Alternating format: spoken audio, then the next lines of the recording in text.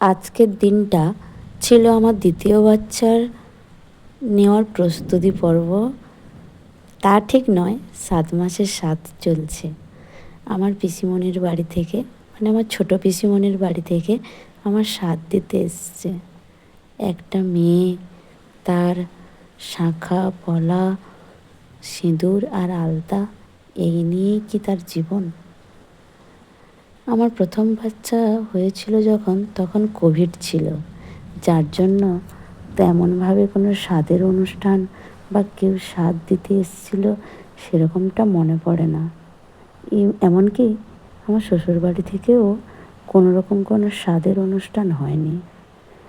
মনের মধ্যে তার জন্য এবারে খুব একটা আশা ছিল যে আমাকে সবাই মিলে স্বাদ দেবে, একটা সুন্দর শাড়ি দেবে, আলতা দেবে, সিঁদুর দেবে। মনের মধ্যে একটা সত্যি আকাঙ্ক্ষা ছিল।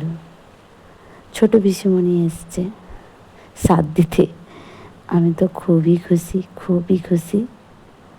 মনের মধ্যে একটা খারাপ লাগাও ছিল।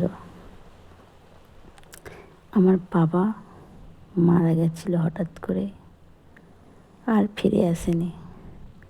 মনের মধ্যে তাই একটা আকাঙ্ক্ষাও আছে, যদি এবারে আমার বাবাই আসে খুব ভালো হয়। যদিও আমার প্রথম সন্তান ছেলে, তবুও যদি এবারে আমার বাবা আবার আমার ছেলে হয়ে ফিরে আসে, তাতে আমার কোনো রকম কোনো দুঃখ নেই।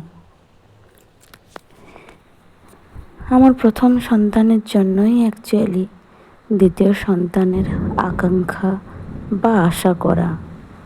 কেননা আমি আর আমার স্বামী দুজনেই কর্মসূত্রে বেরিয়ে যাই, তো আমার বড় সন্তান হয়ে যায় সম্পূর্ণ একা, নিঃসঙ্গ লাইফ। সেই নিঃসঙ্গ লাইফে একটা খেলার সাথী এনে দেওয়া আমার মনে হলো মা হিসেবে আমার কর্তব্য। আমি বা আমার স্বামী কেউই তো বাচ্চাটার সঙ্গে ঠিক করে খেলতে পারি না, সময় দিতে পারি না, থাকে শুধু এক রাশ অভিমান। যাই হোক, আজ 7 মাসের 7। আমার তো ভীষণ এক্সাইটেড লাগছে, ভীষণ খুশিও। আর মনে মনে চাই সবাই যাতে আমাকে আশীর্বাদ করে, আমার একটা সুস্থ এবং স্বাভাবিক সন্তান যাতে আমি জন্ম দিতে পারি। আর আমি খুঁজে নিয়েছি বাগানের মধ্যেই আমার সুখ, নতুন সৃষ্টির মধ্যেই সুখ থাকে।